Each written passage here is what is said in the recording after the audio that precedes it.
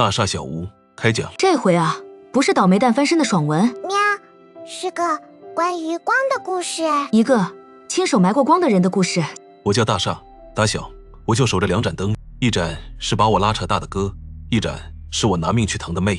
我总以为只要我够拼，就能护住他们。可我眼睁睁看着这2盏灯一盏接着一盏灭在我手里。妹妹枕边那盏亮了10几年从不关的小夜灯，那天早上第一次暗了。我这辈子替她做的最后一件事是伸手把那盏灯关掉。就在我以为我这双手再也护不住任何东西的时候，我忽然能看见了，看见每个人心口都揣着一簇灯，也看见有人正躲在暗处一盏一盏把它们掐灭。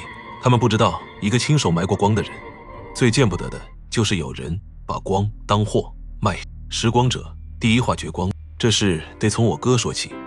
我哥叫大梁，我俩爸妈走得早，他就大我6岁，愣是用这6岁把我和妹妹江婉当半个爸，一手拉扯大。他总说爸妈不在了，哥就是这个家的梁。说这话时腰杆挺得笔直，像肩上真扛着一根梁。那时候我以为只要有哥在，天塌下来都有他顶着。可我16岁那年，哥一天比一天沉，话越来越少，笑越来越勉强，到最后连从床上坐起来的劲儿都没了。医生查来查去查不出病，我那时候不懂，有一种垮是从心里头一寸一寸垮的。那盏替全家人挡了这么多年风的灯就那么熬干了。夏子，哥撑不住了，这个家这个妹妹交给你了。哥走的那天我还只当他是累的，我不知道那一下是灯灭了，梁塌了。我就学着哥的样子一声不吭，把自己撑成一座煞。那几年我又当哥又当爹妈，白天上学放学就拐去夜市给人画像，一张挣几块钱。江晚发高烧那晚，我背着她一口气跑了3条街，她趴我背上迷迷糊糊喊哥。从前是我这么喊大梁的，如今轮到别人这么喊我了。她10岁那年，我把攒着买画笔的钱给她买了盏小夜灯，骗她说这是萤火虫变的。哥，开着灯才不怕黑。她那时候还会笑，她说过一句话，我当时没往心里去。哥，你不用一直很亮，你只要别把灯关掉就好。那是她最后一次跟我说这么长的一句话。后来的2年，江晚越来越沉默。那阵子我忙着接项目赶稿子，脚不沾地，她发来的消息我回的都敷衍。有一次她半夜发来，哥，你说人是不是活着活着就没意思了？我随手回了5个字，别瞎想，早点睡，就把手机扣下了。我没多想，我那时候觉得谁还没有情绪低落的时候。她在饭桌上问过一句，要是有一天我不在了，你们会想我吗？我含糊打了个岔，谁都没往心里去。她把这几年的照片一张一张删了，只留了几张我俩小时候的合照。她说不想看了，我没往深里想。我那阵子忙，只有一件事，我后来反反复复的想，她那盏小夜灯亮的时间越来越长，后来连大白天窗帘拉得死死的，那灯也开着。哥，你别管我，开着才不怕，我没事。我没事，那是他那段时间说的最多也最没底气的一句话，我一句都没听出来。那天凌晨，舅舅连打了3个电话。我冲回家的时候，天还没亮。我推开他房门，屋里很静，静得能听见自己的心跳。床头那盏亮了10几年从不关的灯，那天早上第一次暗了。我叫了一声他的名字，没人应。我的腿一软，直接跪在了地板上。医生说的话我一个字都没听进去，只有一句我记了一辈子，是长期抑郁，没有及时干预。没有及时干预，我忽然全懂了。他那盏越开越久的灯，那不是怕黑，那是他的光已经快灭了。我这辈子替他做的最后一件事是伸手把那盏灯关掉。那种崩溃连哭都哭不出声。我在医院走廊的地上不知道跪了多久。就在这时，我眼前的世界忽然变了。走廊里每一个人心口都揣着一簇光，有的稳，有的晃，有的暗得像风里的残烛。我低头看见自己心口也有一簇，摇摇晃晃的，一下一下像随时要被风吹灭。我这才懂了，他那句哥你别管我，那句我没事，那盏越开越久的灯，原来全都是求救。我能看见了，可我偏偏没能看清他那一盏。等我看清已经晚了。喵，他真的能看见了，每个人心里都有一盏灯哎。能看见又怎样？他睁开眼的第一件事是亲手把妹妹那盏关掉。那这双能看见光的眼睛来的是不是太晚了？晚了，可有些人就是要先弄丢一盏灯才学得会去看别人的灯。妹妹的后事办完，我一个人在深夜里瞎走，眼前那些人身上都裹着我从没见过的光，还有那么几个浑身一点光都没有，灰扑扑的像一张蒙了灰的旧照片。我下意识想躲开他们，一晃拐进一条窄巷，一头撞进了一片我从没见过的地方。一个胖子叫住我，他说：“小伙子，你这灯烧得可有点凶啊，跟揣了个火药桶似的。”我心猛地一跳，你也能看见？他自称陶朱灰市里的引路人，他说每个人心里都有一簇灯，那是想活下去的那口气。灯旺的人浑身是劲，灯弱的人浑浑噩噩。灯要是彻底灭了，人就成了灰壳，皮囊还在，魂儿没了。灰壳，我一下子想起江晚最后那半年的样子，原来他那时候就是这样，一点一点把灯烧到了最后一星火。陶爷看了我很久，说：“你妹妹这盏灯灭得太干净了，太干净。正常人的灯是慢慢的乱糟糟的灭，可有些灯灭得太干净，像是被人在最后一刻伸手轻轻掐灭的。”他掏出一个瓶子，里头装着一点微光，他说：“这叫净光，从快熄灭的灯里收出来的。这城里怕死怕老的主都馋这口。有一伙人专挑新灯将灭，走投无路的可怜人，连光带命一勺舀走。他们管自己叫石灰堂。”我死死盯着自己的手，我问他：“我妹妹的灯是不是就是被这个石灰堂收走的？”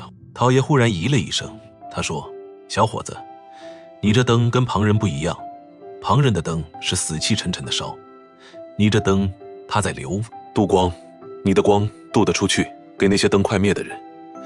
这种体质我混了半辈子灰市也就见过2、3个。渡给谁都行，给那些快灭的灯。可丑话说前头，渡光是要还的，你渡出去多少光，你自己那簇灯就得跟着按多少。你帮得了别人，帮不了自己，这条路比谁都苦。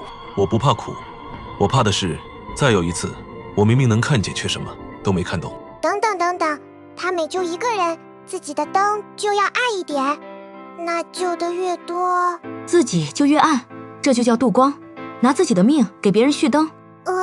那他图什么呀？他自己那盏都快保不住了。图什么？就图不想再看见第二个人在他眼皮底下把灯悄悄关掉。陶爷带我见世面，灰市尽头全这个16、17岁的少年，他那盏灯只剩最后一点，忽明忽灭，那副样子跟江晚最后那半年像的，让我心口发疼。我说：“陶爷，我想试试。”我蹲下来，把心神沉到自己心口那簇光上，试着把一点点暖意顺着一条细线引过去。那少年的身子急不可察地动了一下，他那簇灯似乎亮了那么一丝丝，就这一丝丝，我眼前一黑，直接栽了过去。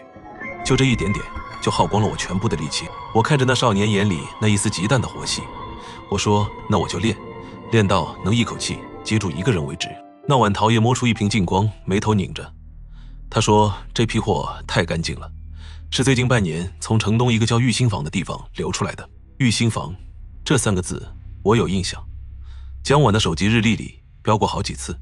玉兴坊今日疏导，那是一家开在城东专做心理疏导的工作室。我妹妹生前一直在那儿做疏导，我把自己关在她屋里一整天，翻出她的素描本，她画自己，画着画着就把自己的脸涂没了。在一个鞋盒底下压着一个浅粉色的笔记本，我翻开了第1页，里头反反复复是一个名字：知飞老师。江晚说他特别懂他，他说：“你哥每天那么累，你这点小情绪别去添乱，有些话跟家里人说不清，跟他说就好，别去添乱。”我一直以为那句哥你别管我是他嫌我烦，原来不是，原来是有人在他耳边一遍一遍叫他把嘴闭上。他说：“你哥说请你吃饭，听听就好，别当真，最亲的人最会给你画一张永远吃不到的饼。”那顿饭我真的没请成，那个红包他到最后都没领。原来不是妹妹跟我客气，是有人早就替他把那点期待一点一点掐灭了。越往后翻，他的话越软也越狠。他说：“这世界配不上你，如果有一天你实在撑不住了，我理解，我不会怪你。”最后一页是他走前3天，字都飘了。他写：“我好像真的可以，不用怕了。”我翻出他手机，谢志飞发的最后一句是：“如果真的太累了，就好好休息吧，我不会怪你。”那不是安慰，那是一句放行，是把人推下悬崖前最后一次确认他站到了崖边，然后轻轻松了手。3个钟头以后，他那盏灯彻底暗了。我这双一向温吞的眼睛里第一次烧起一种东西，不是悲，是恨。太过分了，他从头到尾一句狠话都没说，全是我懂你，我陪你。最狠的人长着最温柔的脸，他用最软的话一句一句替他把这世上所有还能透光的门全关死了。关到最后，他的世界里就只剩他一个。对，他不是没救他，他是养着他，等他那盏灯养到最听话最好收的时候，一勺舀走。我谁都没告诉我，一个人推开了那家咖啡馆的门。谢之飞坐在靠窗的位置，跟我想的青面獠牙半点不沾边。我用睁眼的法子看他，他身上没有灯，是一层一层缠绕的丝线缠在对面的姑娘身上，一点一点吸着什么。那不是一簇灯，那是一张网。我冲过去把那姑娘护到身后。你在干什么？江晚的哥哥，真遗憾，他是个很好的孩子，他走了我也很难过。难过？你给他的最后一条消息是叫他去休息，你从头到尾都在把他往死路上推。大厦，你有没有想过，正是因为你这2年一直不在，江晚才会那么依赖我这个外人？我张了张嘴，一个字都说不出来，因为我心里清楚，这话有一部分是真的。这2年陪江晚熬过一个又一个睡不着的夜的人是我，你呢？你在哪里？你在哪里？那些啃我骨头的自责全被这一句重新翻搅出来。那晚那句别瞎想早点睡，那个没礼的红包，那扇被我随手带上的门，就在我心神大乱的这一瞬，那张网朝我探了过来。你这盏灯烧的也不太稳啊，失去至亲的痛、内疚、自责，这些最养客人了，比江晚身上那份还要新鲜。那丝线缠上我意识，一点一点往外抽我的痛，我的悔。我眼前那簇光剧烈摇晃，几乎就要灭了。满屋子活人的光一盏一盏在我眼前褪成灰白。原来江晚最后的半年看这个世界就是这副褪了色的样子。大厦是陶爷和一个红衣女人追了上来，一把把我拽开，那缠着的丝线应声断了。陶爷死死按着我心口那簇乱晃的光后，别关灯，听见没有？别关灯。我被架出门，眼前一黑，黑下去之前，我脑子里只剩最后一个念头，冷得像冰。接不住自己的人拿什么去接别人？我在陶爷摊子后头醒来，那红衣女人叫沈露，查是灰堂查了4年。她劈头就骂，你是不是傻，一个人去招惹她？我把看见的说了。谢之飞身上不是灯，是一张网，他一直在用那张网勾出别人的绝望，为他自己。陶爷说他那些话句句诛心，不是随口说的。你越自责，他的网缠得越紧，这就是他吃饭的家伙。我闭上眼，我想我是不是真的没资格恨他？要不是我疏忽，江晚也不至于。够了，你没能及时看出他不对劲，是遗憾，是这辈子的教训，但那不是罪。真正的罪是明明知道一个人快撑不住了，还伸手把他往崖底推的那个人。我躺在那儿，忽然想起大梁哥临走前那半年也是这样，一天比一天淡。我守在床边，连手都不知道往哪儿伸。2次我守在这世上最亲的人身边，2次眼睁睁看着那盏灯灭掉。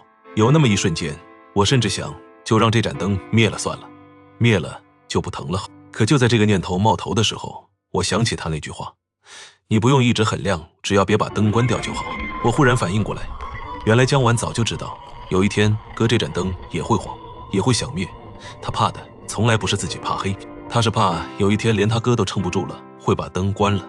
所以他把那句话留给我，接不住自己的人拿什么去接别人。这句话我认，可我偏要反过来，正因为我接不住，我才更要学会接。陶爷，你说他那张网是靠勾出别人的绝望才转得起来的，那要是勾不动呢？他那张网是抽，从别人身上往他自己那儿抽，而我这渡光是渡，从我自己这儿往别人那儿送。那我要是在他那张网想抽我的那一刻，反过来朝那张网狠狠地渡一把，活下去的劲儿过去呢？他那张靠吃绝望才转得动的网，受得住吗？陶爷那双迷成风的小眼睛第一次睁开了，他说：“这就好比一张只吃酸的网，你偏偏喂他一口最烈的辣，他未必咽得下去。”那晚我回了家，蹲在那盏灭掉的小夜灯前，我对他说：“哥都知道了，你那句别管我，那句我没事，哥全听懂了。晚了可哥听懂了，哥这盏灯不关了，不管多累多想关，哥都替你留着。”我把那个开关轻轻拧了回去，灯重新亮了，我心口那簇一直摇晃的光不知怎的也稳了下来。接下来的日子我一遍一遍练那最难的一关稳心神。陶爷变着法子往我伤口上撒盐，逼我乱。我学会了在那句你在哪里砸过来的时候，不躲也不争，而是稳稳地接住它。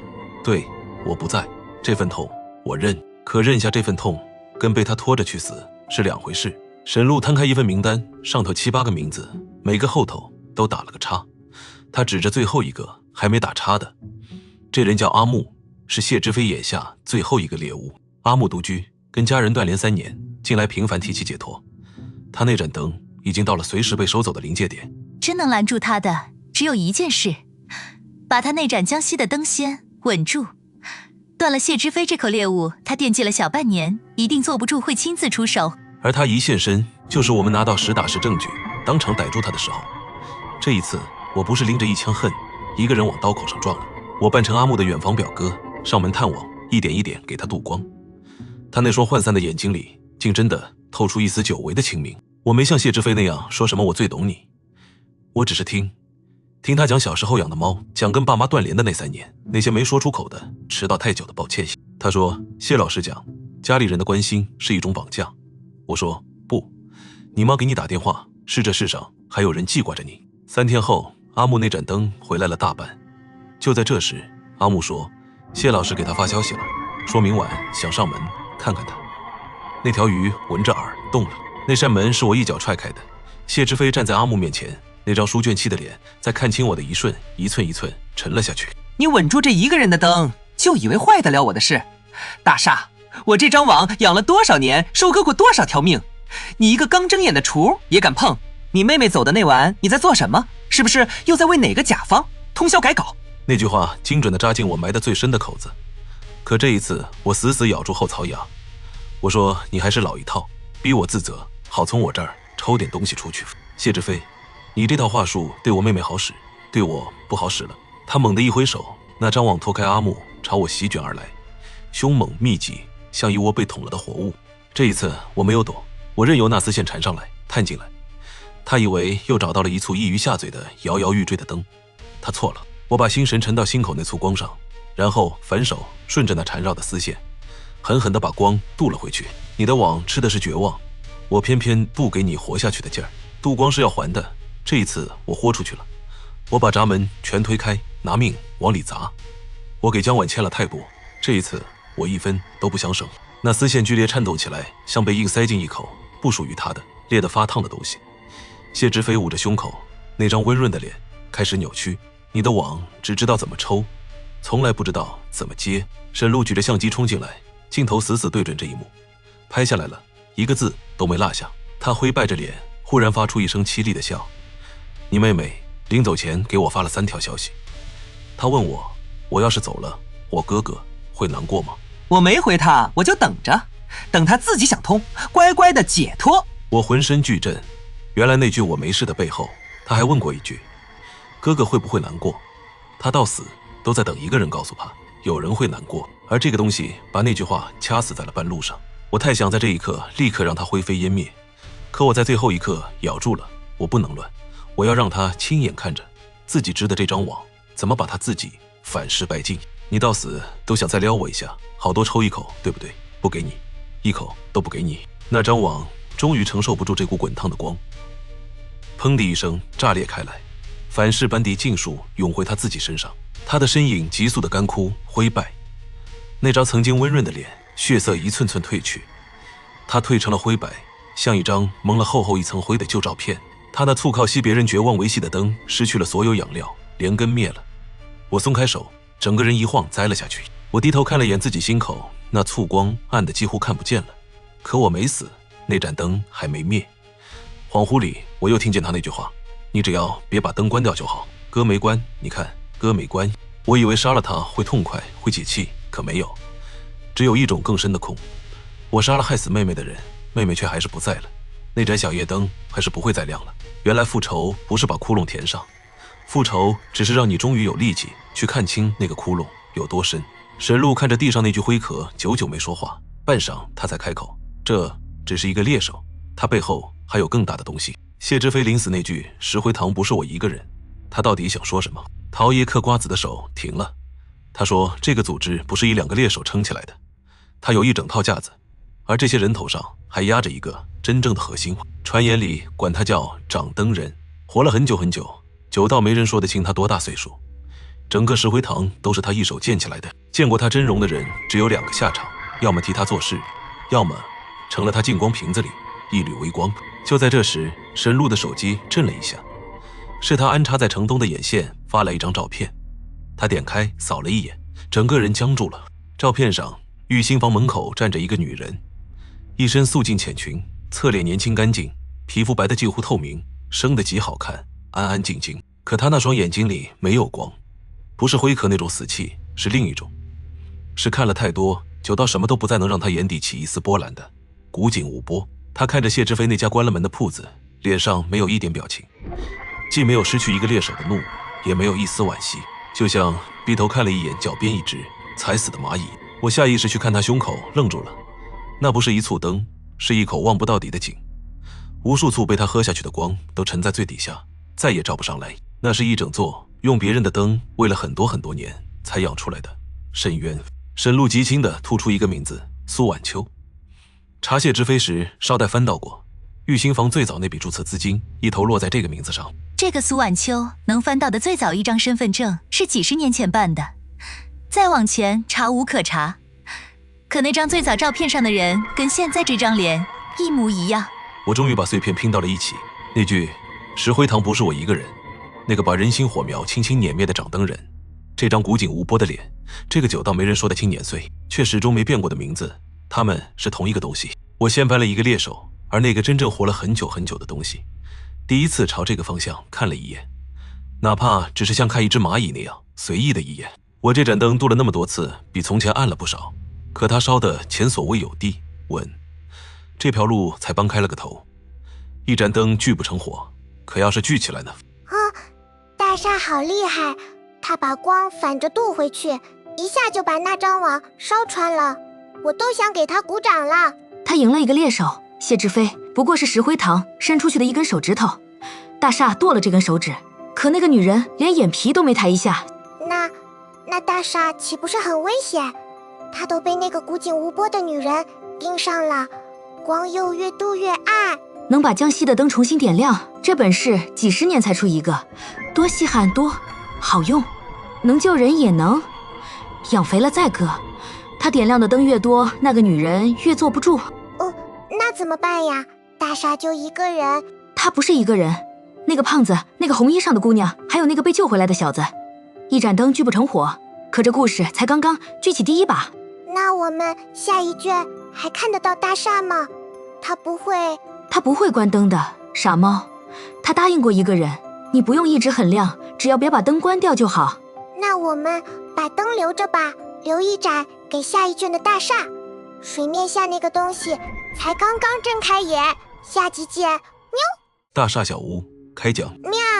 上回大厦把光反着渡回去，一把火烧穿了那张吃绝望的网。他赢了一个猎手，也惊动了水面底下那口井。我叫大厦，我能看见每个人心口都揣着一簇灯。上一话我反手渡光，烧穿了谢之飞那张网，替我妹妹讨回了一条命。可陶爷说谢之飞只是石灰堂伸出去的一根手指头，那只手的主人一个叫苏晚秋，活了很久很久的女人，朝我这边看了一眼。这一话我才真正学会渡这个字怎么写，也才知道它有多贵。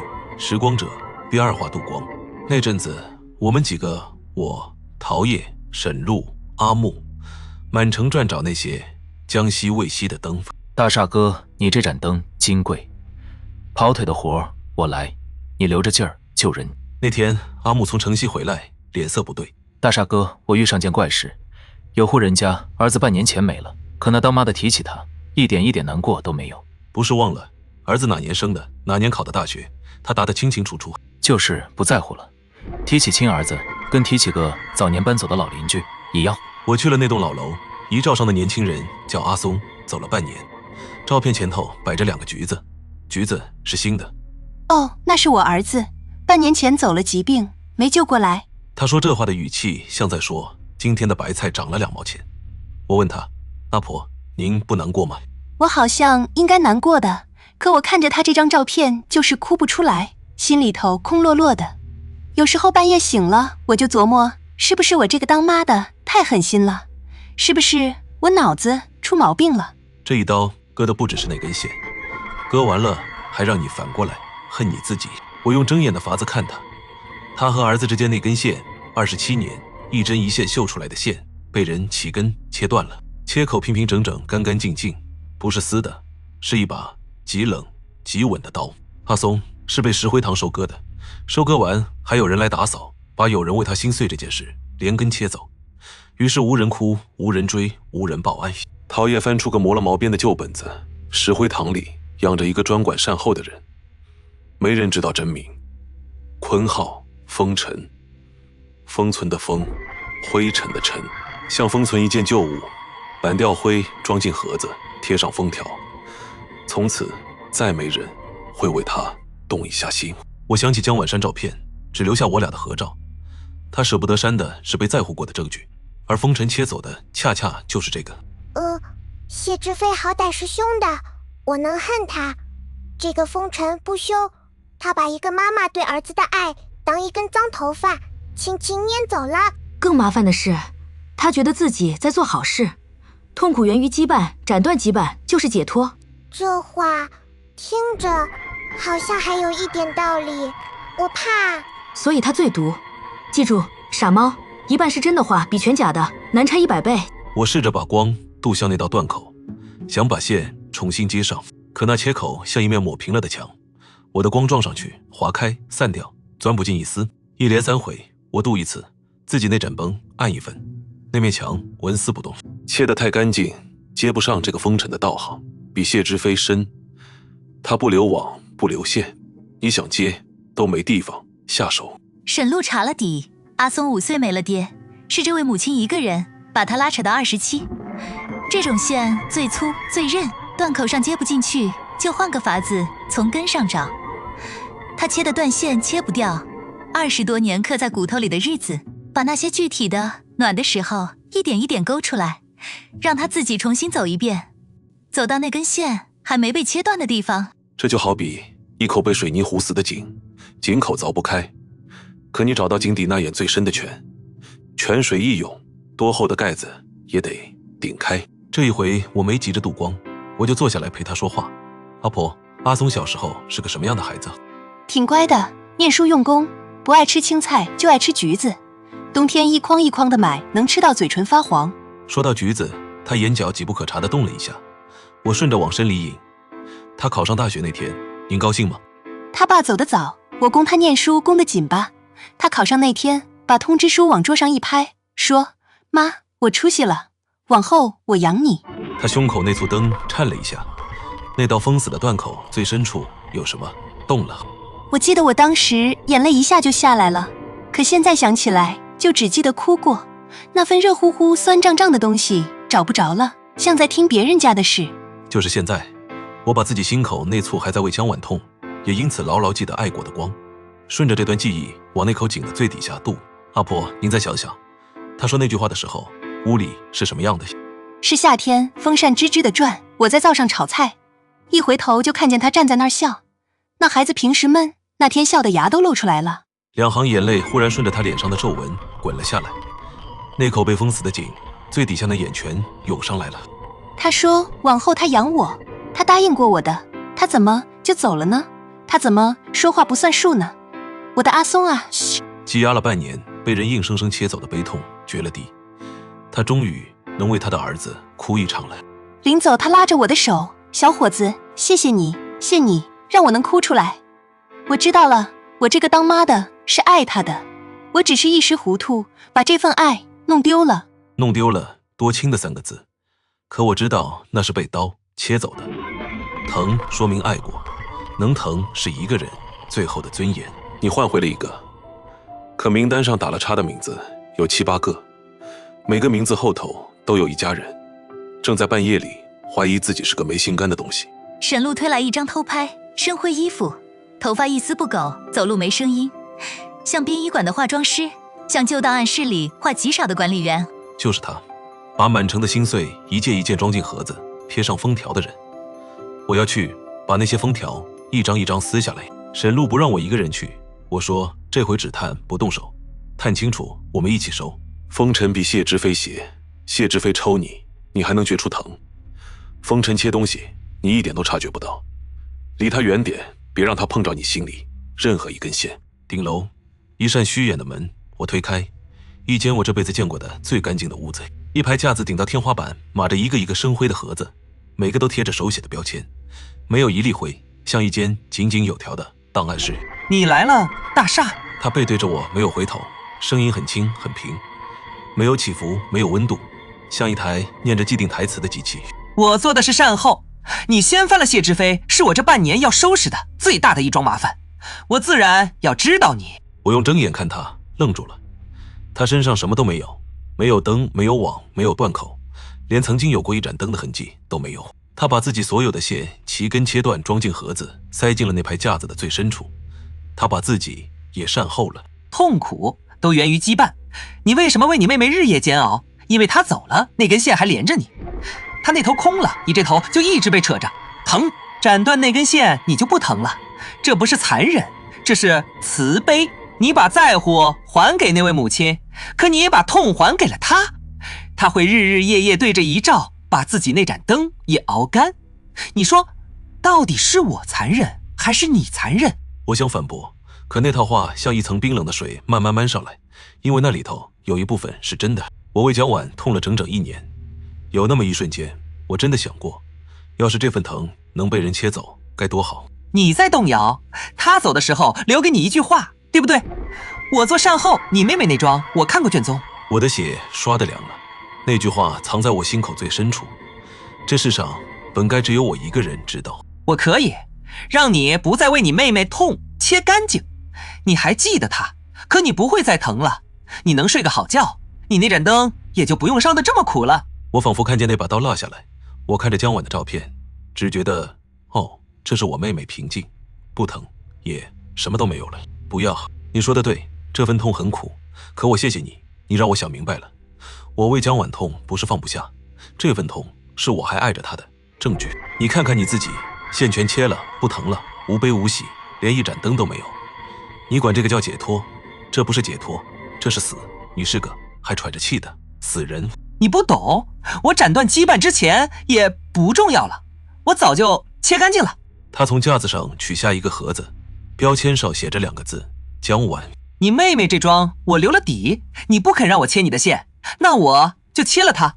你会忘了那盏小夜灯，忘了怎么疼，你会变成一个跟我一样的人。我正要扑上去抢，忽然看见他拖着盒子的手抖了一下，那空空的心口有一丝极淡的光一闪，快的连他自己都没察觉。风尘不是没有羁绊，他是把自己那根线也切了封了，塞进了最深的架子，那根线的根还在。我把伸出去的手收了回来，我盯着他轻轻问了一句：风尘，你切断自己的线之前，你是为谁痛过？那只拖着姜琬的手第一次剧烈地抖了起来。不重要了，我早就切干净了，切干净了才不疼。我不要痛，我谁都不要在乎。切干净了，那你抖什么？够了，我要切了这个盒子，让你也变成一个不疼的人。那把无形的刀落向姜琬，我没去抢盒子，我一把抓住了他那只手。你说斩断羁绊就是解脱，那我今天就把羁绊还给你。你切的断线切不掉根，断了的羁绊找到根可以重新织。我把那簇为姜琬痛了1年，也因此牢牢记得爱过的光，顺着他的手往他那口被水泥糊死的井里狠狠地渡。不要停下，我不想想起来。我看见了他的井底，一个瘦小的男孩守着病中的母亲，一守很多年。那时候他还有灯，为他烧得又亮又疼。后来母亲走了，疼得他快灭掉的时候，石灰堂找上他，教他斩断羁绊就是解脱。于是他亲手切断了自己和母亲之间最后一根线。那口封了几10年的井，被这簇滚烫的光一击，绝了敌。妈，我把你给忘了，我怎么能把你给忘了？你切走了那么多人的在乎，管那叫慈悲。今天你自己尝到了疼，说明爱过。能疼是一个人最后的尊严。我没有像对谢之飞那样撑破他，他不是往身上撞，他是往外切，把自己都切空了。他缺的不是被撑破，是被接住。他搀着手把姜琬的盒子递还给我，这个还给你，你妹妹和你的线我不切了。后来他把当年善后过的卷宗一份一份悄悄送到沈路手里，名单上那些人家我一趟一趟去，把被切走的在乎一根一根支了回去。疼是好的，我以前不懂，现在懂了。那晚我把那个盒子放在他的小夜灯边上，将晚，哥今天把一个忘了怎么疼的人教会了重新疼。有人说把这份疼切了，哥就能睡个好觉，哥没让他切，哥宁可一直这么疼着，疼着哥就记得哥有过一个妹妹，他留给哥的那句话，哥一个字都记着。事情本该到此为止，可沈路里卷宗理到最后，手停住了。这些名字对不上，他们不是被猎手一个一个收割的，是成批的，同一个时间段，同一个来路，一批一批新登江西。风尘留过一本账，上头一行字：货源、大宗、稳定。城中有人开了一条专产绝望的流水线。徽市里念叨过这号人，最近2年城里最火的心灵导师，上电视开讲座，粉丝几百万，满嘴的正能量。照片上的男人西装革履，笑容灿烂，横幅上一行鎏金大字：立志远，强者思维训练营。谢之飞是零售，而这个人把制造绝望做成了一门批发的生意。全城最大的体育馆座无虚席，一堂课9800，前排38000，场场秒空。1万个人齐刷刷喊同一句口号：我值得，我配得，我一定行。台上那个男人张开双臂，任声浪一波一波涌过来，像一尊受着万人香火的神像。你们知道你们为什么过得这么烂吗？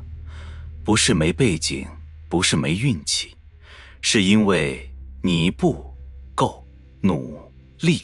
你之所以是现在这个熊样，就是因为你配不上更好的，是你自己把自己活成了一个废物。这句话砸下来的一瞬，我看见满场1万盏灯齐刷刷暗了一截，像一阵风同时扫过1万根烛火。但是只要你跟着我，只要你把自己彻底交给我，你就能脱胎换骨。一摁一拎，一暗一亮，台下1万盏灯就在这一摁一铃之间被他攥进了手心。我前排那个年轻人袖口磨了边，台上每骂一句他的头就低1分。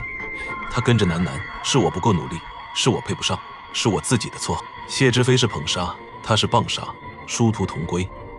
到最后那盏灯都是那个人自己亲手关掉的。1万个人的场子，我一个人渡不过来，我只能记住他的脸。总有一天，我要让这1万个人都看清，把他们摁进泥里的和把他们拎出来的是同一只手。散场，我逆着人流朝台上那个人睁开了那只眼。那一刻，我浑身的血刷得凉了。厉志远身上没有灯，是一张网，比谢之飞那张大了不知多少倍，罩住大半个体育馆，一路迈向这座城市我看不见的远处。被罩住的人灯一盏一盏在暗，可他们笑得那么满足，浑然不觉自己那点光正顺着网一丝一丝往他那儿淌。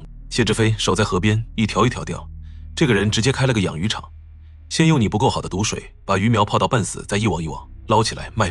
我忽然明白，妹妹那些我不配我不好的念头从来不是天生的，是有人一句一句种进去的。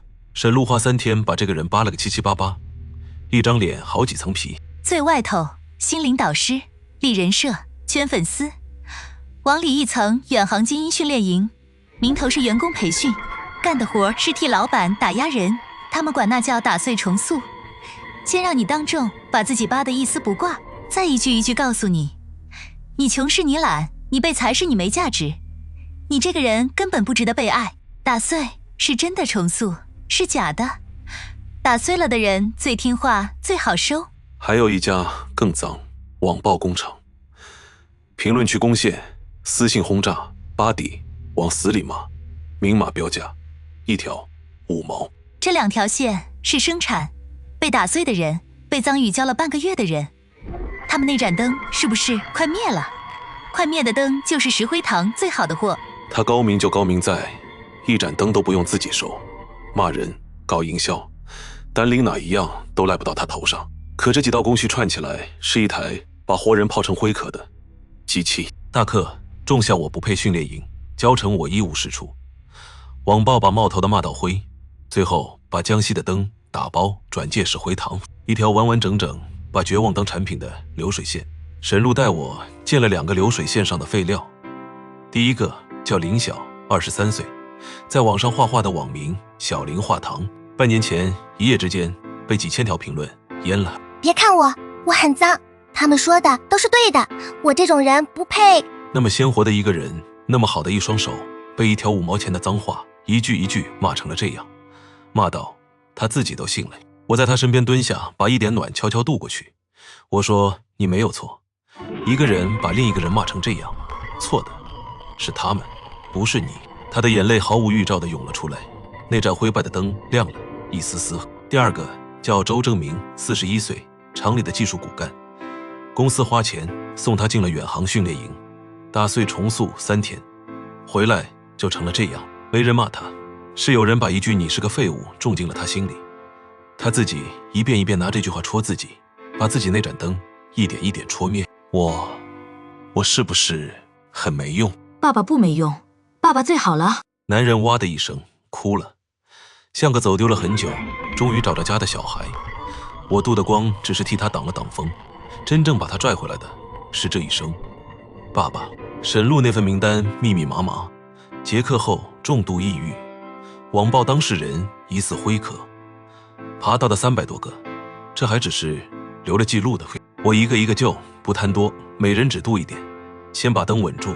头几天还顺，可我自己那盏灯跟着一分一分的暗。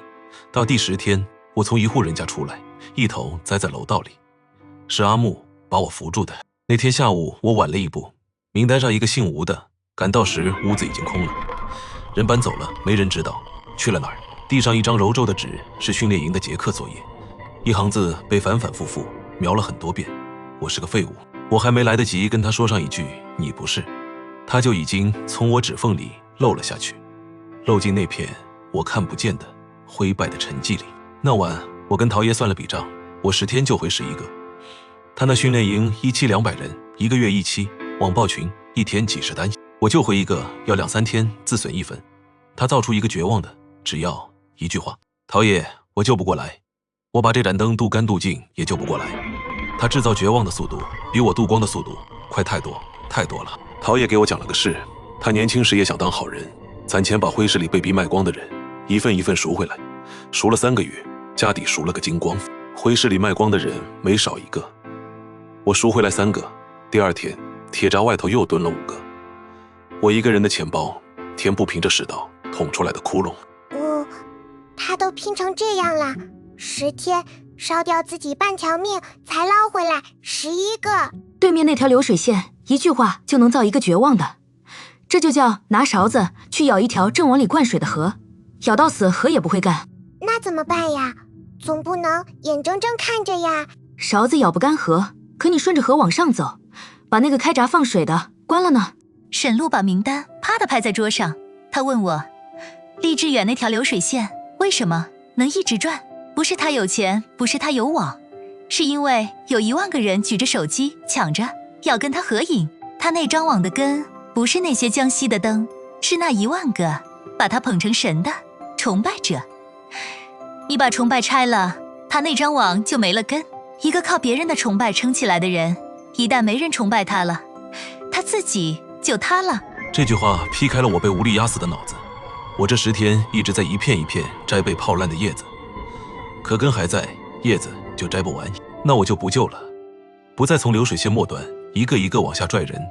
我要去拆那条流水线的开关，把他那张成功学大师的脸当着全城人的面撕下来，让那1万个崇拜他的人亲眼看看，他们跪着膜拜的到底是个什么东西。局商量了整整3夜，拆厉志远分3步：端窝、倒戈、他人设。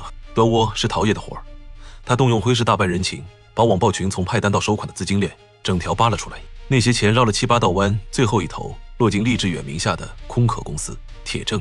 倒戈是我的活儿，让被他害过的人站出来指认他。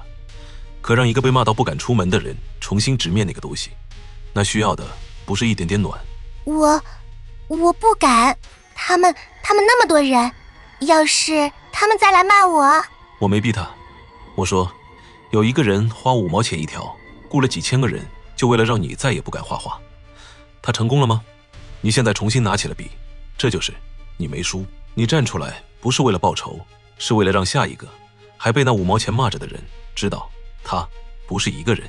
我画一张画，把那半年我经历的事画成一张画，让所有人都看看。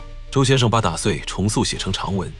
被骂到失语的姑娘叫阿碎，喉咙像被堵住，说不出整话。她录了视频，一个字一个字往外寄。越来越多的人站了出来，那份名单不再是名单，是一把还没点着的火把。时机选在他下一场万人大课当天。你们知道你们为什么过得这么烂吗？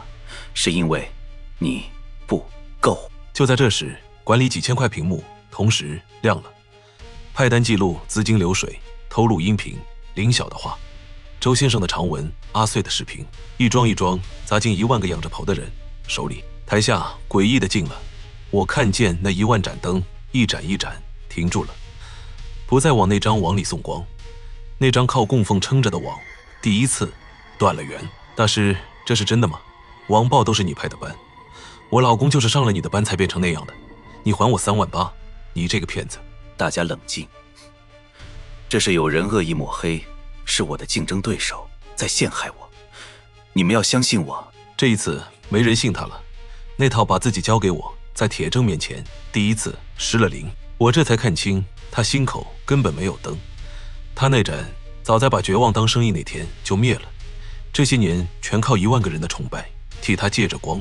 崇拜是他那盏假灯的灯油，现在灯油断了。我是大师，我是厉志远，你们不能这样看我。那张网崩解开来，他这些年从无数人身上借来的绝望、屈辱、自我怀疑，连本带利全砸回了他自己身上。他没有崩，接不住。一个把无数人泡成灰壳的人，最后把自己也泡成了灰壳。那尊受万人香火的神像直挺挺塌了，1万个人眼睁睁看着他塌，没有一个人屈服。远航训练营、茶蜂、网暴群连根端掉，那条把绝望当产品、批量生产的流水线停了。呼，塌了塌了！这回不是大沙烧穿的，是1万个人自己收回了自己的光。看明白了，看那盏灯是假的，崇拜是灯油，灯油一断，神像就是一堆会塌的泥。原来最狠的反杀不是打碎它，是让所有人看清它呀。骗子不怕拳头，怕灯。1万盏灯同时照过来，他连影子都藏不住。那些站出来的人没有散。林晓说要把被害过的人的故事画出来。周先生盯着网上的下一条流水线。阿穗学会了给每个人倒水。陶珠那个摊子第一次坐满了人。大厦哥，你说我们这算成军了吗？我看着满屋子明明暗暗却都重新烧着的灯，算，从今天起算点灯人这3个字。第一次不再是我一个人在心里念给自己听的。可沈路从他空壳公司的账上扒出一笔大的吓人的钱，石灰堂付给他的货款，收款的是一家绕了无数道弯的境外基金。这家基金我见过，查谢之飞的时候，玉兴坊最早那笔注册资金绕了7、8道弯，一头也落在他身上。零售的猎手，批发的工厂，他们头顶上是同一个收钱的口袋。那份最早的注册存档年头久得吓人，别的信息全被涂黑，只有签字栏里一个娟秀的名字苏婉秋。那笔记很新，新得像昨天才签上去的。从一开始就是他，谢之飞是他伸出去的一根手指，厉志远是他开的一家工厂，而他一直坐在那儿看着我们，像看2只撞进网里还挺卖力气的飞蛾。那天早上阿木揣着2条线索出门，他回头冲我一笑，晌午回来吃饭。今儿小黎做红烧肉，晌午没回来，天擦黑还没回来，电话从没人接变成了关机。沈路后半夜回来，红衣上沾着成胶的泥，手里是阿木那顶舍不得换的旧棒球帽，捡到帽子的废项里有拖拽的痕迹和一小撮故意留下的灰。你收的灯我们收回来，想要人就别再多管闲事。没有落款，只有一个金灿灿的记号石灰堂。他们掳走阿木，因为他是我救回来的第一个人。陶爷说当年教你渡光，我只说了一半。这条路真正苦的不是渡光自损，是你渡出去的每一盏灯，往后都成了你的软肋。你救的人越多，软肋就越多。石灰堂那帮人别的不会，专会往软肋上捅刀子。我一直以为渡光的代价是烧自己，原来不是，是我救的每一个人都可能变成捅向我的刀，而我偏偏一个都舍不得。天快亮的时候，电话来了，先是杂音，然后是那个憨憨的声音：“大傻哥，你别来，他们想拿我逼你停手。你要是来了，那你救的人就白救了。大傻哥，我这盏灯是你点的，要是没了，你别难过，至少我这半个月是亮着的。”电话被人夺了过去，一个极平极冷的女声响了起来，不高不急，像在念一份再寻常不过的公文。大厦，你救的这盏灯此刻在我手里，你有3天，3天之内解散你那个自作聪明的点灯人，从此别再碰石灰堂一根手指头，否则我就当着你的面把这盏你辛辛苦苦点起来的灯一口吹灭。挂了电话，我浑身发冷。谢之飞好歹会得意，厉志远好歹会狂热，他们还像个人，可这个声音把吹灭一盏灯说得像顺手拧掉一个不用的灯泡。阿穗把本子推到我面前，纸上一行发嗷的字：“阿木，是为了我们才被抓的，我们不能让大傻哥一个人去救。”林晓站了起来，脸还是白的。周先生站了起来，阿松的老太太拄着拐也颤巍巍地站了起来。他们拿阿木逼你停手，可他们没算到，阿木不是你一个人的朋友，他是我们所有人的。沈路用了2天摸到了地方，城郊一处废弃的旧疗养院。那地方墙缝里都渗着绝望，荒了10几年的病房浮着一层化不开的灰雾，无数熬不下去的人留下的余烬。走在里头，我那盏本就没缓过来的灯跟着往下沉下。最深处一间没有窗的病房，阿木被绑在锈铁床上，人是清醒的，可他那盏灯被这屋子泡了1天半，暗得几乎看不见了。他见到我，眼睛一下红了，拼命摇头。我扯掉他嘴里的布：“阿木，我来接你回家。”你果然来了。掌灯人没空亲自来，我是替他来收灯的。你看看这屋子，早年熬不下去的人都送这1间，住进来的一个都没亮着出去过，老被人给他起过个名：吃光的病房。你要救他就得度光，可你在这屋里度1分，这屋子就吃你2分。你救得了他，救不了你自己。我懂了，他们压根没打算动手，他们只是把阿木搁进来，把我引进来，然后冷冷地看着我，在救他和保住自己之间选一个怎么选都是输的局。大傻哥，你别渡，你别管我，你那盏灯不能灭啊！我没听，我咬着牙一点一点往他身上渡，他那盏灯一分一分萎下来，我这盏暗了，再暗了，暗到我眼前的世界开始褪色，满屋子的东西一点一点褪成灰白。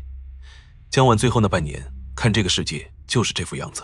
就在这时，心口浮起一个极轻极软的念头，要不就这么算了吧，度光太累了，你追不上的，灭了就不累了。那念头不凶，他温温柔柔的，像谢之飞那句太累了就好好休息，像风尘那句我可以让你不再痛。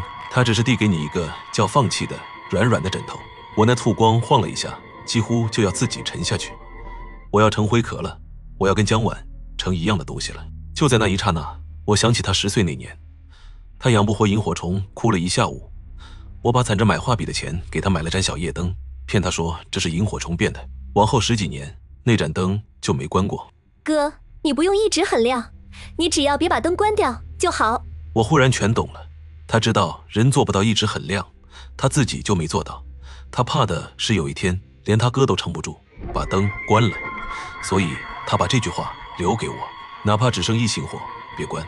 不，那个软软的枕头被我一把推开了，我那簇光还是那么暗，那么虚，可它不沉了，它还烧着。我妹妹让我别把灯关掉，我答应过她，所以今天灭我还是灭阿木，你都别想。就在这时，那扇门哐的被人从外头撞开了，涌进来的不是天光，是灯，一盏一盏活人的灯。沈路的短刀逼退了收灯人，林晓扑过来，把手按在我那簇快灭的光上。你之前把光渡给我，现在我还给你。大傻哥，你救过我，这回换我们。周先生、阿穗、阿松的老太太，他们把自己那盏灯一簇一簇往我这儿渡。阿穗说不出话，他就把全身的力气都渡了过来。我一直以为渡光是我一个人的事，我从没想过我匀出去的那些光，有一天会一簇一簇涌回我自己身上。收灯人盯着这一屋子拧成一股的光，第一次乱了。沈路的短刀直指着他，一盏灯是破灯，一屋子灯，你试试。我被人扶着站了起来，回去告诉你那位掌灯人，他说要当着我的面吹灭一盏灯。今天他输了，他没算到我渡出去的光会自己回来。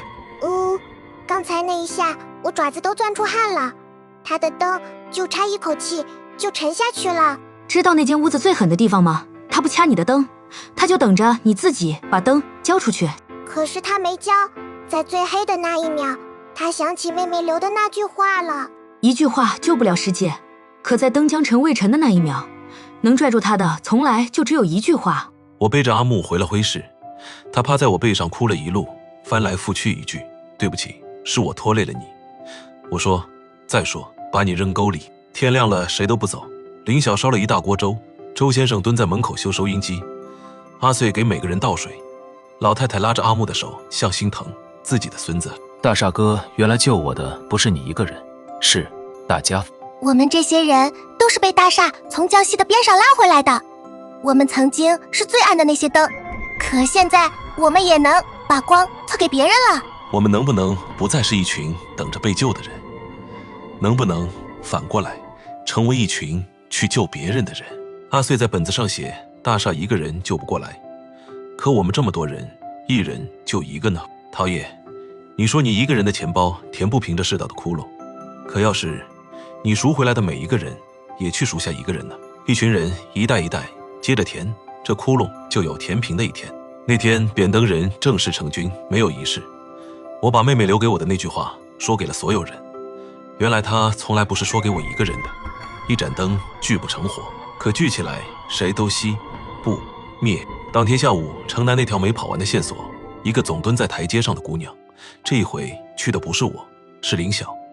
她翻开自己的本子，这些都是我半年前的我。后来有人把我捡起来了，现在换我来捡你。我远远看着那盏快灭的灯亮了一下，不是我渡的，林晓不会渡光，可只有真正按过爬出来过的人才说得出那句我做过这个台阶，你不是一个人。这种点灯我永远做不到。同一片夜色里，城市最高的楼顶有一间永远不开灯的屋子，一个穿越白长裙的女人站在窗前，单看背影像20出头，可这座城从瓦房长成森林，她一直站在这儿看着。她端起一只素净的白瓷盏，像喝水一样把小半盏净光饮尽了。这样的一盏，她每日一盏，饮了多少年，她自己都记不清了。很久以前，我也是一盏快灭的灯，没有人来救，所以我学会了，没有人肯把光给我，我就自己去取。快熄灭的光，白白熄灭是浪费，取上来喂给还想活、还有用的，才是物尽其用。我做的不是坏事，我只是替这世道做一件他不好意思做的打扫。最可怕的是这一句里没有一个字是装的，他是真心这么信的。以前那几个渡光者是一根烧到底的蜡烛，烧完就没了，我只要等。可这一个不一样，他把他渡过光的人也变成了会渡光的人。他不再是一根蜡烛，他是一把火，烧完一根能再点10根，10根能再点100根。这是我几10年头一回遇上的真正的变量。他在拆的不是我的猎手，不是我的工厂，是那个让全城人都默认快熄灭的光该被收走的道理。所以这一次我得亲自去一趟，取一个风尘用过的那种盒子。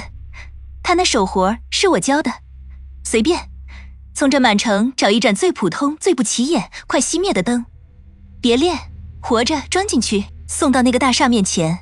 我要在见他之前先问他一句，他救得过来吗？反扑失守之后，徽市安静了，安静的反常。3天风平浪静，我怕的不是他们再来闹，是他们不出声了。夜里我睁眼望向全城，万家灯火的最深处有一个地方一盏灯都没有，不是灰白的黑，是一口深不见底什么都看不透的井。那口井不发光，可它在看着我。这2天总梦见一双眼睛，不凶，一点都不凶，就是冷，冷的像看一样死物。第3天夜里，有人把一个盒子放在了徽市铁闸外头，手闸的老张打了个盹，没看见人。盒盖的标签上2个字：大厦。风尘来了，脸白的像纸。这盒子的样式是我的，可它不是我做的。这世上会做这种盒子的，除了我，只有一个人。教我的那个人，掌灯人苏婉秋，他要跟一个人说话，不写信，不打电话，他把要说的话装进盒子里。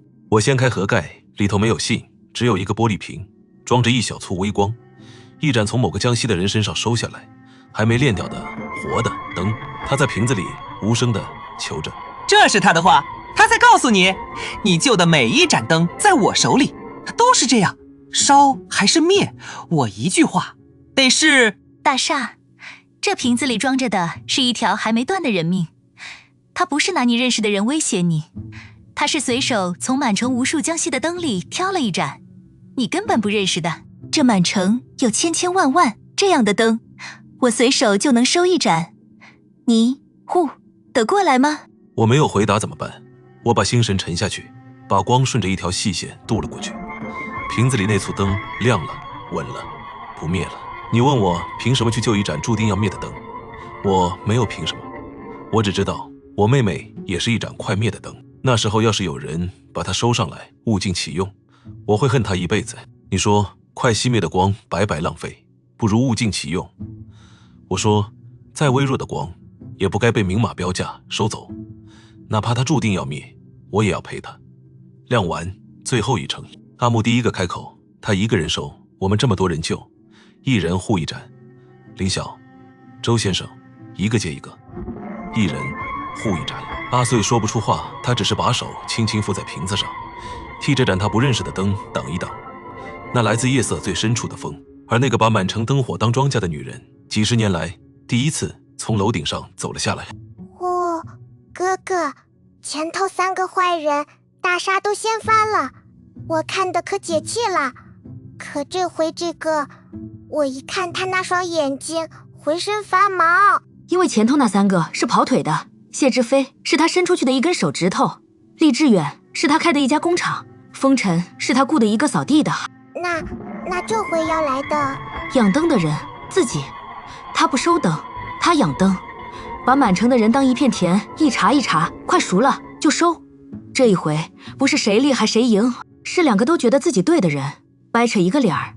满城的灯到底是一片待收的庄稼，还是一盏一盏都值得陪着亮到最后的光？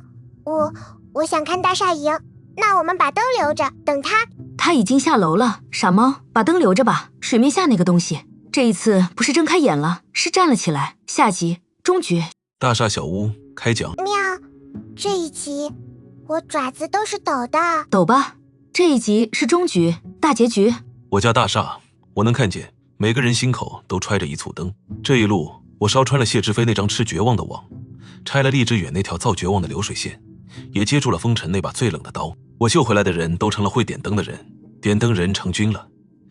可陶爷说这3个一根手指头，一家工厂，一个扫地的，全是跑腿的。上一话的最后，真正的主人给我递了句话，一个盒子，一盏从满城随手收来的活的江西的灯。他隔着夜色问我，这样的灯千千万万，你护得过来吗？我没答话，我把那盏灯渡火了，然后我们一屋子人，一人护一盏。他已经下楼了，那个把满城灯火当庄稼活了很久很久的女人，掌灯人苏婉秋，这一回他不派人了，他亲自来。他带多少人来呀？1个人，他不来打，他来跟大厦掰扯一个理儿。这满城的灯到底是庄稼还是人？时光者第3话终局大结局。他是傍晚来的，手札的老张打了个盹，再睁眼，人已经站在撇闸里头了，一身月白，长发垂腰。他站在那儿，安安静静的，像一幅走错了地方的画。满徽市的3教9流全停了手里的活儿，没人认识他。可谁都本能地觉出不对。我先觉出一阵说不清的凉，抬起头，他隔着一整条鸦雀无声的过道，静静地看着我。那张脸极美，看不出一丝岁月的痕迹，像20出头的姑娘。可我睁开那只眼，朝他心口看过去，浑身的血一寸一寸凉了下去。他心口有灯，亮稳，稳得一丝都不晃。可那光是错的，那不是他自己烧的，是一层一层别人的光堆上去的，像一件用无数张别人的皮缝起来的锦衣，很暖很亮，可一寸都不是他自己的。而那盏假灯的底下是一口望不到底的往下沉的井。你就是大厦。声音很轻很平，清清冷冷，像一泓结了冰的潭水，不高不急不凶。就是那份平静让我后背窜起了凉意。沈路一把挡在我身前，手摸向短刀。陶珠、阿木、林晓、周先生、阿穗，一屋子的灯把我围在中间，齐刷刷地烧了起来。你们护着他有意思，我不是来抓他的，我要抓他，用不着自己来。这话不是狂，是陈述。我按住沈路的胳膊，让他说：“我想听听一个活了很久很久的人想跟我谈什么。”他说：“你不怕我？”我说：“怕我浑身都在发凉。”可我更想弄明白，你把满城的人当一片田，一茬一茬的收，你是怎么把这件事做得心安理得的？心安理得？不，我没有心安理得，我只是看得比你们都清楚。他走到桌前，垂眼看着那个玻璃瓶，你把他救活了，一盏你不认识的灯，一盏跟你没有一点关系的，注定要灭的灯，你自己那盏因此又暗了一分，值得吗？你救了这一盏，可就在你救他的这3天里，这满城又灭了多少盏？我朝夜色望过去，万家灯火里零零星星，散着正在暗下去的光。就在这一刻，一盏一盏无声地往下沉。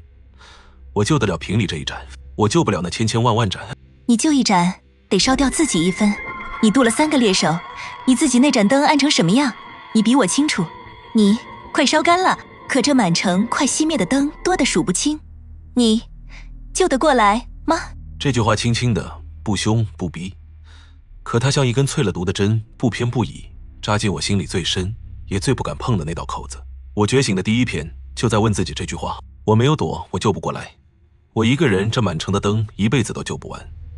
可你是不是想告诉我，因为我救不过来，那些灯就不该救，就该让你收上来，物尽其用？是一个字，平静笃定，没有一丝心虚。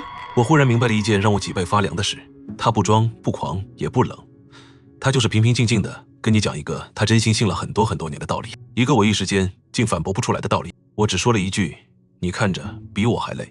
他怔住了。进徽市以来第一次，我看见那盏假灯底下压着一丝极深的倦，日复一日迎着别人的光续命，久得连年月都数不清。你早就累了，累到连为一盏灯的熄灭动一下心都觉得多余，那你图什么？为什么还撑着日复一日收着这满城的光？明天这个时候你一个人来，我告诉你，你放心，我不动你，我只是很久没有跟人好好说过话了，几10年了。大厦，你会来的，因为你也想知道你这套救到底救不救得过来。沈路红着眼拦我，上回你一个人去撞谢志飞，这回你一个人去撞谢志飞的老板。我说他要收我，昨天在徽市就收了。一个几10年没跟人好好说过话的人，难得想说说话。我去听他说完，顶层那扇门虚掩着，屋里不开灯，四面落地窗，整座城市的灯火铺陈开来，亮得像一片倒扣的星海。矮脊上一只素净的白瓷盏，盛着小半盏微光净光，他端起来淡淡的说，我每日要饮一盏。他像喝一口寻常的水一样饮尽了，那半盏是一个走投无路的人心里最后的那簇火。你恶心，你觉得我是在喝人命？我问他，你不是吗？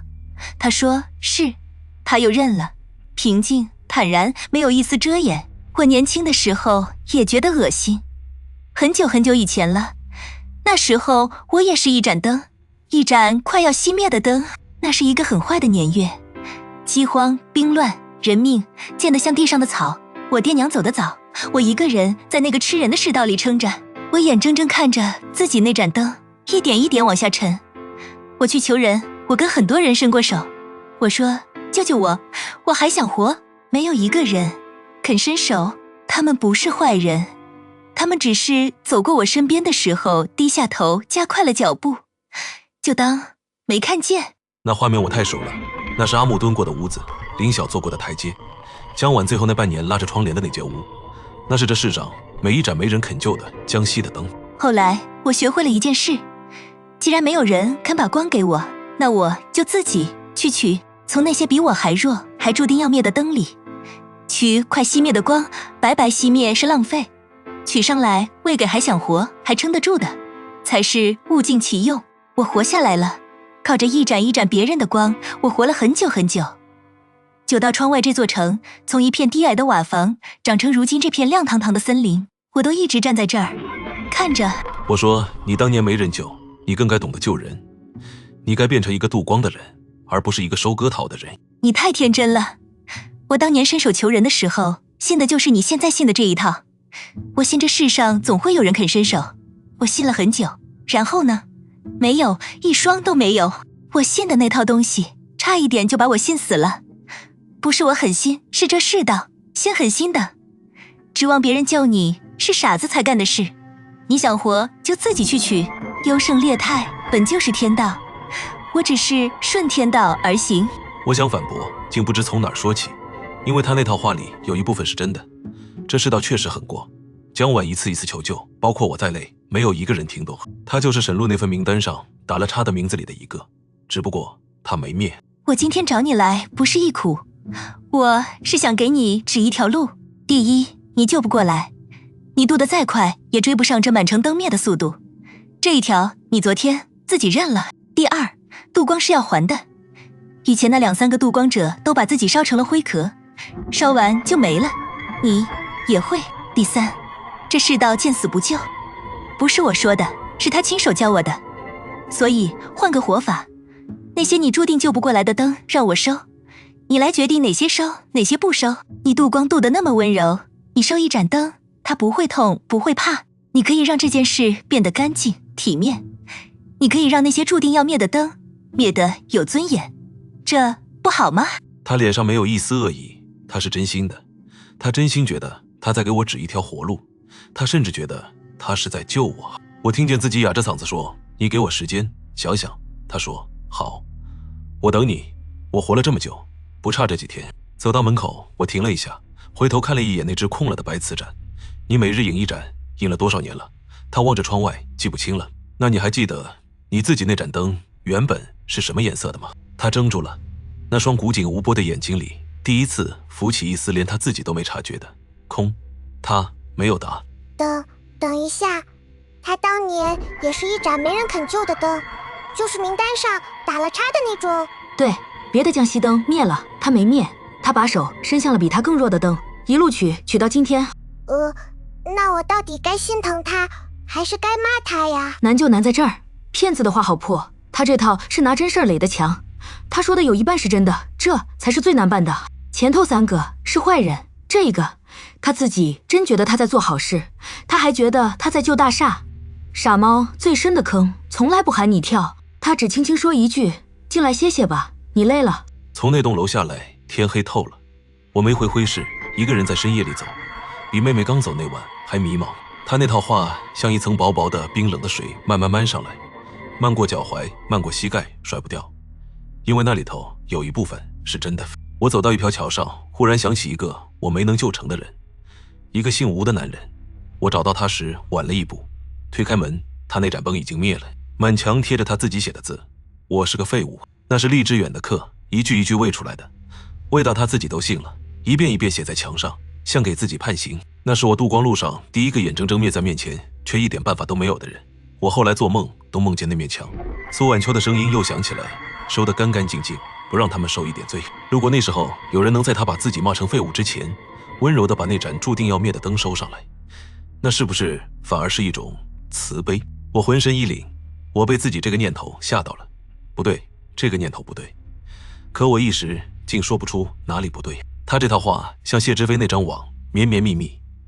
他不逼你，他只在你最撑不住的时候，轻轻递给你一个叫反正救不过来的软软的枕头，告诉你躺下去吧，就不用再眼睁睁看着一个又一个人从你指缝里漏下去了。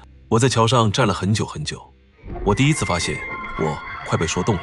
那一夜我回了家，回了江晚那间屋子，我没有拧亮那盏小夜灯，我就那么坐在黑暗里。江晚，哥今天遇上一个人，他说那些注定要灭的灯让哥收上来，收得干干净净。他说哥可以让他们灭得有尊严。江晚，哥不怕你笑话，哥今天差一点就信了他。哥是不是太累了？黑暗里我忽然觉得这片黑很舒服，不用睁眼，不用看那满城正在灭下去的灯，不用再把自己一次一次烧暗，就这么坐着多好。我看见自己心口那簇光晃了一下，一点一点往下沉。他想灭，不是被谁抽的，是我自己想关。就在那将沉未沉的一刹那，我想起了那个玻璃瓶，那盏被他判了死刑的灯，此刻还在摊子上，弱弱的、稳稳的烧着。我想起阿穗把手附在屏上，替那盏他不认识的灯挡一挡夜里的风。他注定要灭吗？他被我镀了一点光，不就亮了，不就稳了？谁规定他注定要灭？是苏晚秋，是他先把他判了死刑，再来告诉我，反正都要死，不如收上来，物尽其用。可我救了他，没灭。我猛地站起来，啪地拧亮了那盏小夜灯，橘黄色的光铺满黑屋。我心口那簇将沉的光不沉了，还是那么暗，可它还烧着。可我还没全想通，就差最后一层窗户纸，我承认救不过来。可凭什么救不过来就该收割？哦，刚才那一下，我爪子都攥出汗了。他那盏灯不是被人掐的，是他自己想关啊。被人掐的灯还能抢救，自己想关的灯神仙难救。这一关比他先前头任何一个人都难。前头是打，这一回他得先过自己这一关。好在苏晚秋千算万算，算漏了一步。他送那盏灯本是要问你救得过来吗？可他亲手递给了大厦一个证据，注定要灭这4个字是他说的，不是天说的。谁规定的？注定。哥哥，我把灯开着，等他想通。天快亮的时候，我回了会试，一屋子人守了一夜，谁都没走。我把话说明白，我昨晚差一点就信了他。一屋子人都愣住了。我举起那个玻璃瓶，这盏灯是他送来的。他说他注定要灭，我救不过来，可我救了。你们看，灭了吗？他混淆了2件事。第一件，我救不过来所有人，这是真的。第二件，所以救不过来的崩就该被收割。他把这2件事说成了一件。我救不救得过来是我的事，说的是我力气够不够。那盏灯值不值得救是另一回事，说的是那盏灯，不能因为我力气不够就说那盏灯不值得救。我接不住所有人，这份无力我认，可拿着无力当理由把人收走，那不是无力，那是把无力当成了作恶的借口。而且他还忘了一件更重要的事，他自己，他当年就是一盏注定要灭的灯。按他这套道理，他也该被收走，物尽其用。可他凭什么没认命？因为他自己心里清楚，他那盏灯值得活下去。他当年没人救，这不能证明江西的灯就该被收割，这恰恰证明本该有人救他。这世道欠他一双手，可他不去补那双手。他转过身，把那份冷加倍的还给了下一代跟他一模一样走投无路的人。他变成了当年那个见死不救的世道，本身不比那个世道还狠。那个世道只是冷眼旁观，他是亲手去收割。他一个人取一盏少一盏，我们一群人接一盏多一盏，我接住的每一个都会变成一双伸出去的手去接下一个。沈路望了我很久才开口，你想通了，那你打算怎么办？他让我去给那套收割系统收尾，我不去。我不但不去，我要去把那套系统砸了。我要砸的不是苏晚秋一个人，是那个让全城人都默认快熄灭的光，该被收走的道理。陶冶把瓜子放下了，可那个女人不好惹。她那盏灯是无数别人的光气的，稳得一丝不慌。你这盏快烧干了，你拿什么跟她斗？她的命门是她自己，她那盏灯早在当年最冷的时候灭了。这几十年，她靠别人的光往那个灭了的地方堆成一盏亮堂堂的灯，骗所有人，也骗她自己。可一盏灭了的灯，堆再多别人的光，她还是灭的。太危险了，你对风尘渡光，就几乎把自己烧空。他比风尘深得多，你渡他一次，你那盏本就快烧干的灯，可能当场就灭了。我知道，可我不是一个人，我往他那口坛里渡光，你们往我这儿渡光，我接住他，你们接住我，他一个人，我们一群人。阿木第一个站出来，一块儿。苏晚秋，你当年没人救，那不是你收割别人的理由，那是这个世界欠你一次救援。今天我来替这个世界还你那一次。天亮了，一屋子的灯跟在大厦身后，往那个活了很久很久，把满城灯火当庄稼的女人走去。他听完了我所有的话，轻轻叹了口气。可惜几十年才出一个烧了，可惜，那就烧吧。他抬手的那一瞬，我看见了这辈子看过的最大的东西。他身上没有网，那张网是从这满城延过来的，千千万万条极细极暗的线，从城市最深的角落汇过来，另一头全连着江西的灯。我这才明白，他不是一个人，他身后是一整张养了几十年，把绝望明码标价的收割网。他一抬手，就等于把这满城的绝望全攥在了手里。第一下我连他怎么来的都没看清，像有一只手顺着网探进我心口，轻轻一勾，我那点光唰地矮了半截，我单膝跪了下去。你这盏灯烧过太多回了，渡出去又收回来，它虚虚的灯好收。满城将西之灯的尘，顺着那张网汇成一股，铺天盖地压下来。那股绝望里翻涌着的全是一个个。江晚，他轻轻地说：“你不是要陪他们亮最后一程吗？那你就替他们受着。”我被压得喘不上气，眼前的世界一点一点褪成灰白，像一张蒙了灰的旧照片。沈路红衣一闪，短刀直取苏婉秋，刀锋离他还有半尺，顿住了。他那盏踏踏实实烧着的灯撞上一堵看不见的墙，唰地矮了一截。他跪了下去，刀掉了。你也是一盏灯，查了我4年，你以为你查的是一桩案子，你查的是天道。快熄灭的光该被收走，这世上人人都信，只有你们几个不信。不信的灯烧得最费劲，也灭得最快。陶珠扑过去想扶，刚迈一步也跪了。然后是凌晓、周先生、阿穗，这一屋子被我一盏一盏从江西边上拉回来的灯，在我面前一盏一盏被压得跪了下去。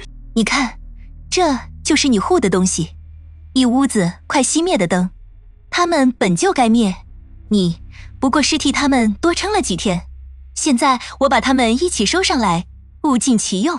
我不知道自己哪来的力气，我撑着地一寸一寸站了起来。苏晚秋，你要收就先收。我把心口那点光顺着那张网狠狠往回渡，就像反杀谢之飞那晚一样。可那簇光撞进那股绝望里，像一滴水落进大海，唰的就没了，连一朵浪花都没溅起。而我自己那盏灯又暗了一分。谢之飞那张网是一根烧到底的蜡烛，你渡一把光就能撑破它。可我这张网，你撑得破吗？你斗的不是我，是这满城人人都信的道理。你那点光烧不过一整座城市的，默认。跪下吧，跪下，接班。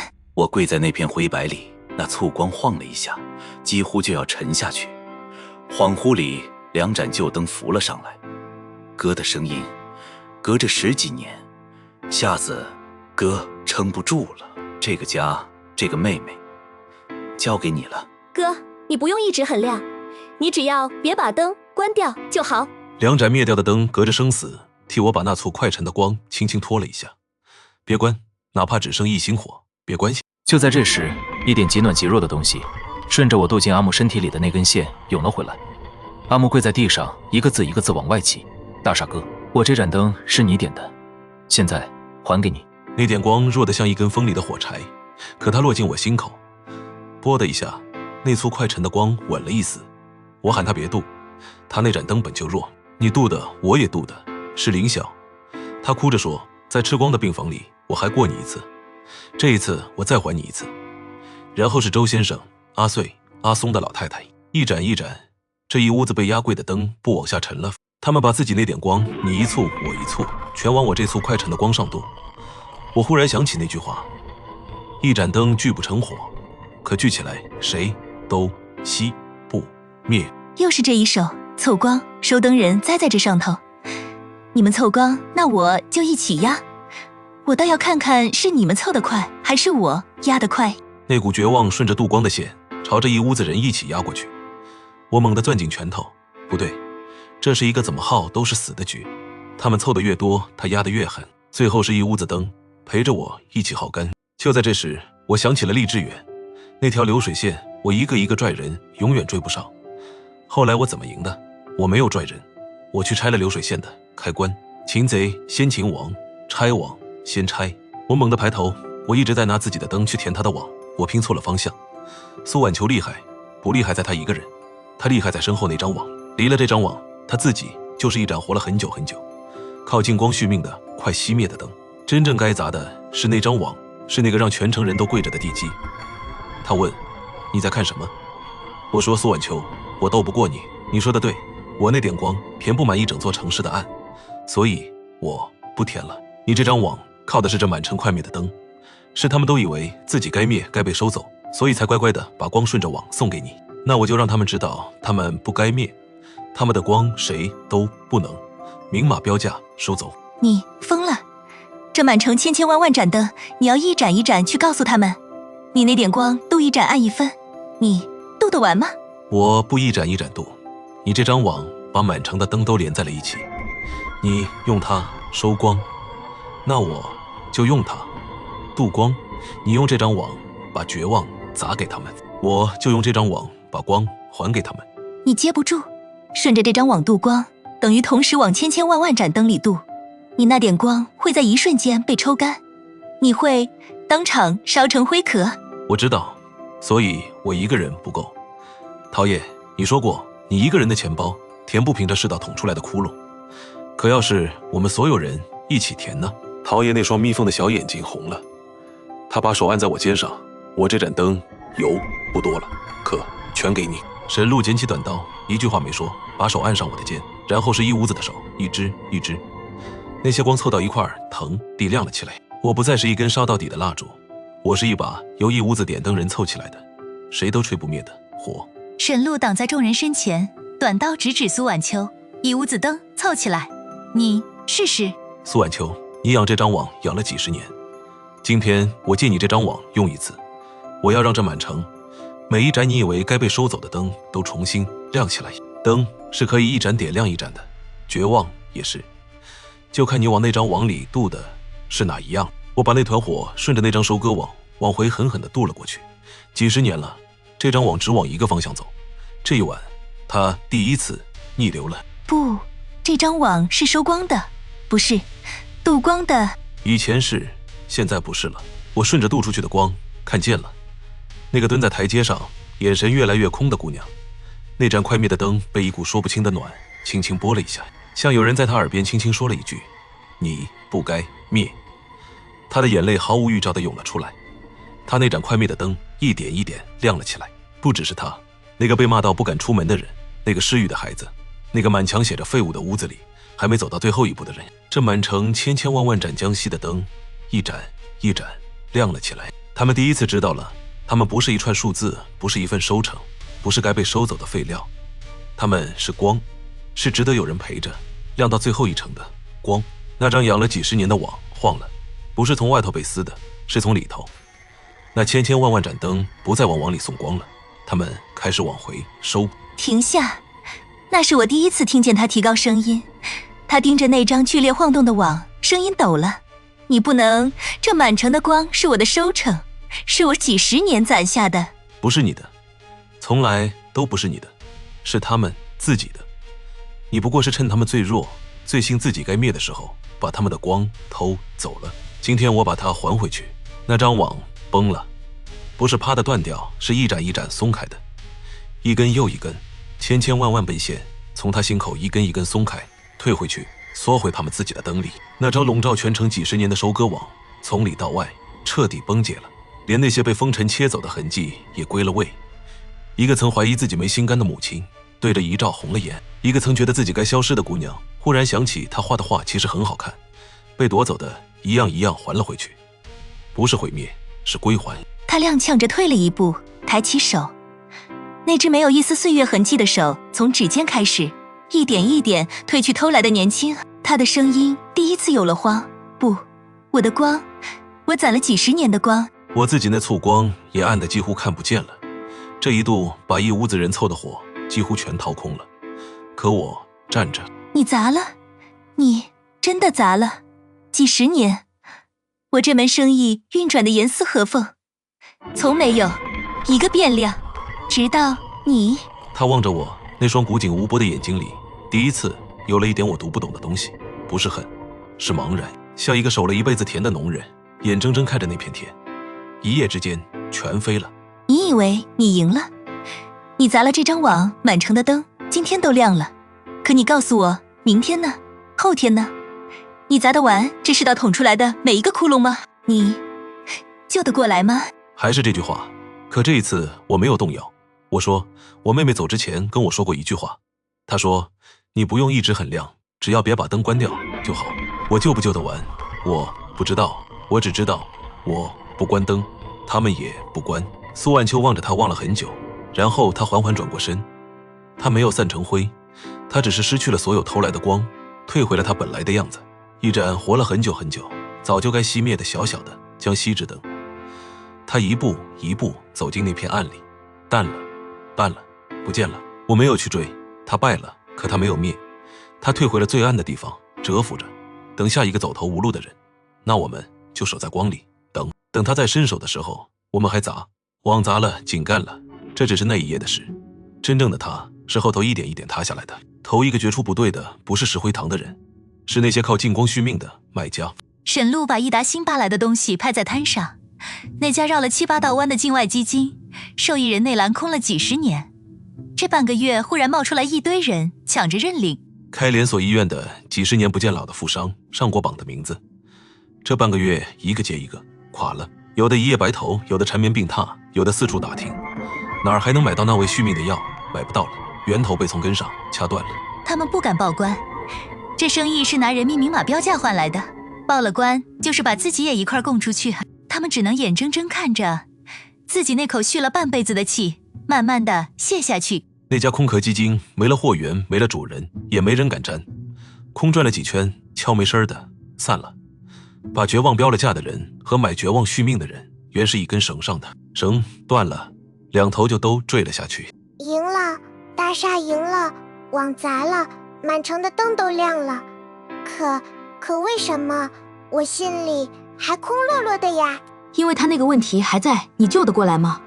大厦到最后都没说一句我救得过来，因为他救不过来。这世道逼人走投无路的穷，逼人心灯将熄的病都还在。他要是真回那一句，才是说大话。那他砸那张网图什么呀？要是救不完……傻猫，他砸的不是救不完这个难题，他砸的是快熄灭的光就该被收走这个道理。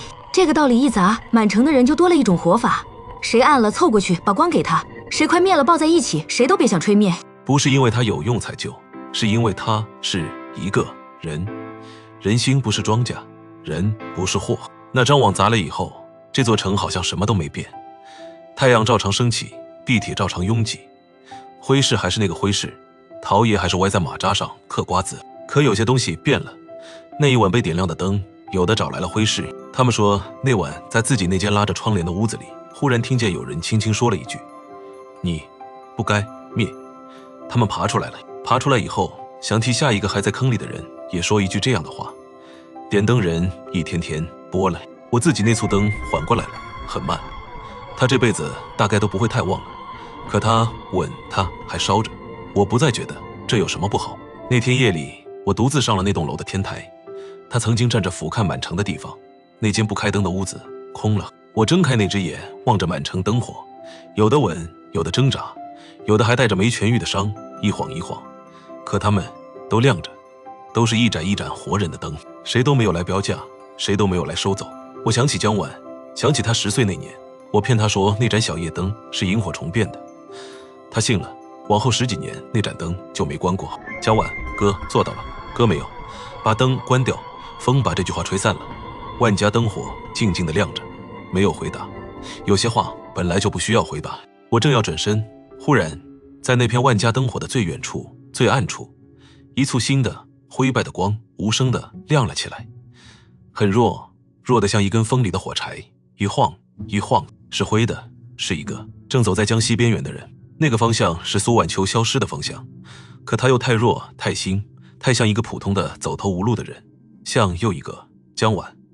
是他退回暗里重新燃起的那一盏，还是满城江西的灯里又新添的一盏？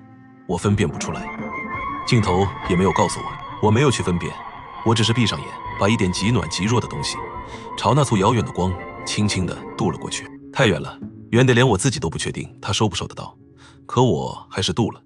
因为江晚跟我说过，哪怕只剩1星火，别关。那一晚，大厦在天台上站到很晚，他没有等到那簇光亮起来，也没有等到它灭下去，他就那么在很远很远的地方，明明灭灭地亮着，像一个还没有写完的故事。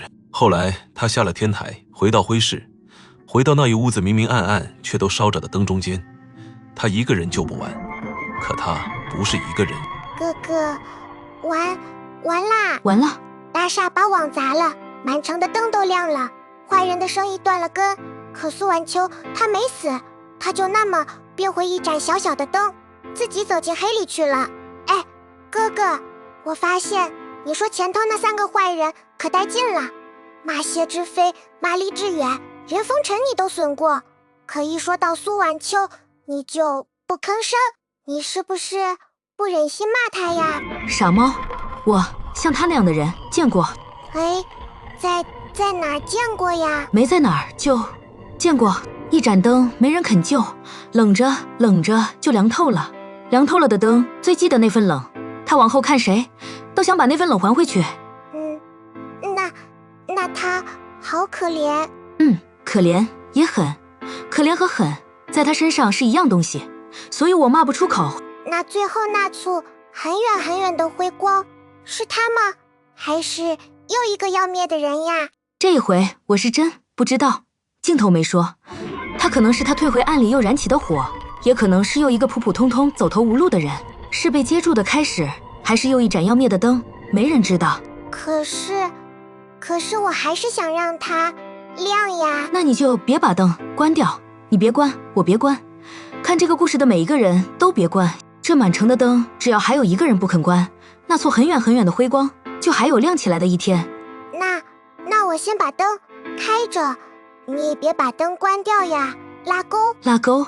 一个叫大厦的年轻人，他曾经没能接住妹妹那盏灯，后来他学会了把光渡给别人，他砸了那张把绝望明码标价的网，让满城快熄灭的光重新亮了起来。他一个人救不完，可他让越来越多的人明白了一件事，再微弱的光也不该被明码标价收走，接住彼此就够了，不需要谁来标价。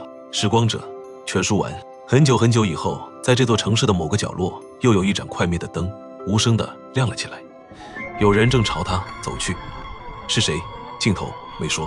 哼，12万字，3话，1盏灯都没落下。大厦的故事讲完了，喵呜，我有点舍不得。舍不得就把灯留着，灯留着人就还会回来。大厦小屋不散摊，下一个故事已经在路上了。那老规矩，关注大厦小屋，把灯留在这儿。新片见，下个故事见，喵。